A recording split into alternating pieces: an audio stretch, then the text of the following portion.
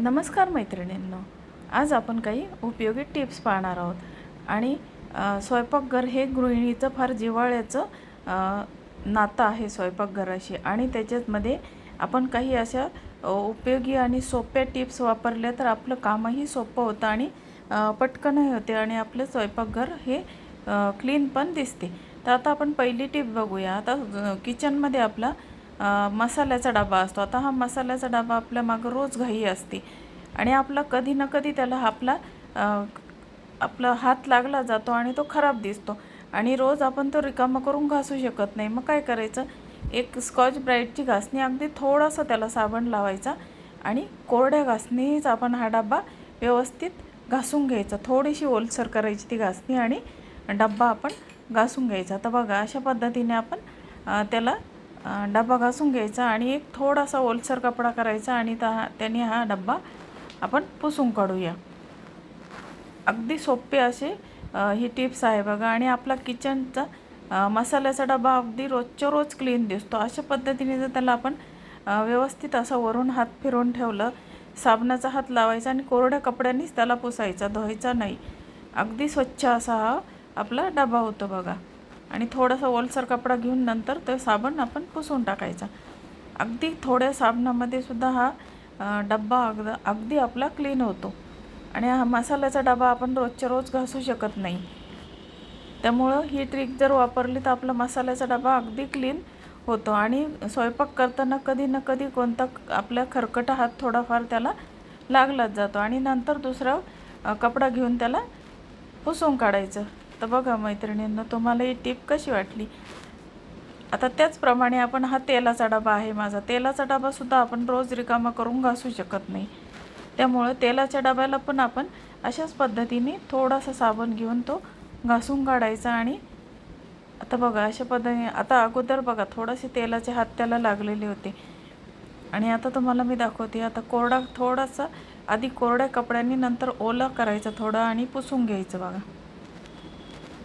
आणि अगदी आपला डबा अगदी क्लीन राहतो. तेलाचा डबासुद्धा आपला मसाल्याच्या डब्याप्रमाणेच या डब्यालासुद्धा आपण रोजच्या रोज असा घासणीचा जर हात फिरवून ठेवला तर आपला तेलाचा डब्बासुद्धा अगदी क्लीन राहतो. आता त्याचप्रमाणे मसाल्याचा डबा, तेलाचा डबा, त्याप्रमाणेच आपण हा तुपाचा डबा आहे माझा. आणि आपलं तूप रोज लागते, त्यामुळं त्यालासुद्धा आपले खराब हात स्वयंपाकामध्ये घाईघाईत लागले जातात. तोसुद्धा डबा अशाच पद्धतीने आपण घासणीने क्लीन करू शकतो. अगदी कोरडी घासणी घेतलेली आहे बघा. त्याला थोडं जास्त पाणीसुद्धा लावलेलं नाही ना, अगदी क्लीन निघतात हे डबे. आणि कोरडे करून पुसून ठेवून द्यायचे कोरड्या कपड्यांनी. त्यामुळे आपलं स्वयंपाकघरही अगदी क्लीन दिसतं आणि मसाल्याचा डबा, तेलाचा डबा, तुपाचा डबा अगदी स्वच्छ दिसतात. खराबही देत नाही. आपले रोज हात लागले तरी आपण अशा पद्धतीने ते वरून पुसून ठेवले तरी अगदी आपलं स्वयंपाकघर क्लीन दिसतं. तर बघा, आता अगोदर हा तुपाचा डबा कसा दिसत होता आणि आता बघा क्लीन केल्यानंतर अगदी घासल्यासारखा हा डबा स्वच्छ होतो. आणि वरून आपण तो कोरड्या घासणीने घासतो, त्याच्यामुळे त्याला अजिबात त्याच्यामध्ये अजिबात पाणीसुद्धा जात नाही आणि आपले तेल, तूप आणि मसाल्याचे डबे क्लीन राहतात. आता आपण दुसरी टीप बघूया माझी.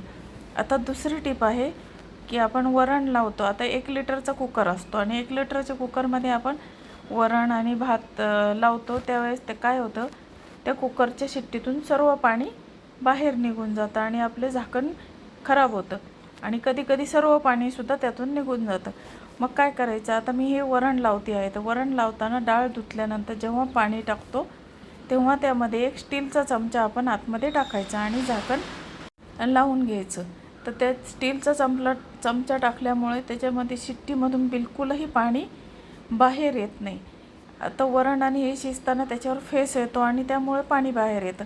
आणि त्यामध्ये स्टीलचा चमचा टाकल्यामुळं तो फेस तयार होत नाही आणि पाणी बाहेर येत नाही आणि आपल्याला हा कुकर आपलं झाकणही क्लीन राहते. आता आपण तिसरी टीप बघूया. आता पावसाळा चालू आहे आणि आपण काडीपेटी आणताना एक काडीपेटी आणत नाही तर बॉक्स आणून ठेवतो. तर बघा, आता हा मी काडीपेटी बॉक्स आणलेला आहे. आता हा मी एका टोपल्यामध्ये काढून घेतलेला आहे. आता ह्या 12 काडीपेट्या आहेत. आता पावसाळ्यामुळे आपली काडीपेटी सादळली जाते, तर मग काडीपेटी सादळू नये म्हणून मी तुम्हाला एक छानशी अशी टिप सांगणार आहे. आता बघा, या काडीपेट्या मी पूर्ण मोकळा करून घेतलेला आहे बॉक्स. आणि आता काय करायचं ते आता तुम्ही पुढे बघा.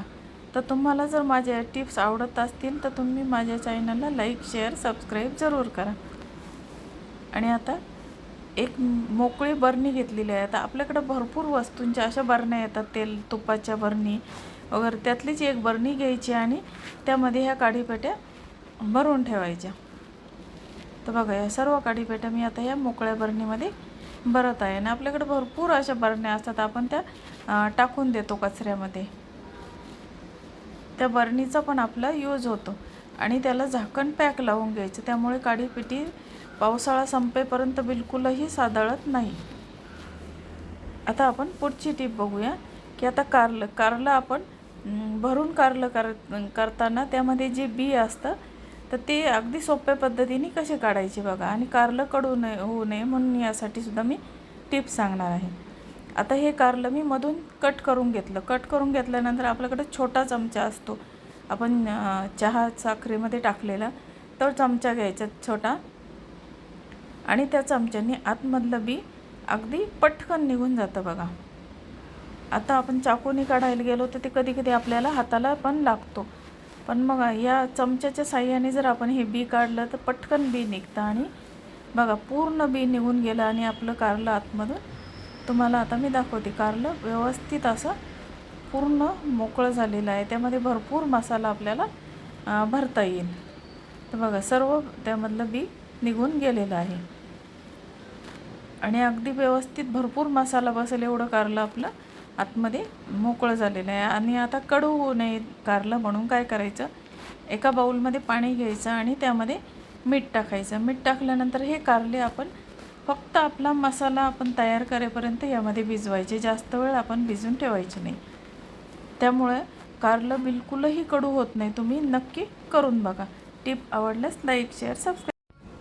आता आपण पुढची टिप बघूया. आता माझी पुढची टिप आहे की आपण मसाला छोट्या मिक्सरच्या भांड्यामध्ये मसाला आपण बारीक करतो, पण मग हा मसाला बारीक केल्यानंतर हे भांडं घासायला खूप त्रास होतो. तर मग काय करायचं, यामध्ये आपण थोडंसं पाणी टाकायचं आणि झाकण लावून आपण मिक्सरला एक गरका देऊन घ्यायचं बघा. आणि हे पाणी आपण भाजीमध्ये सुद्धा वापरू शकतो. आणि हे पाणी आपण भाजीमध्ये वापरायचं आणि ते वापरल्यानंतर परत त्यामध्ये थोडंसं विम लिक्विडचा एक थेंब टाकायचा, पाणी टाकायचं आणि हे भांडं परत एकदा मिक्सरला लावून एक गरका मारायचा. अगदी 1 मिनटाचं काम आहे आपल्याला. हे मिक्सरचं भांडं बिलकुलही घासावं लागत नाही आणि अगदी क्लीन होतं आपलं हे भांडं. अगदी न घासतासुद्धा आपलं भांडं अगदी स्वच्छ चकचकीत होतं. टिप्स आवडल्यास लाईक, शेअर, सबस्क्राईब करा.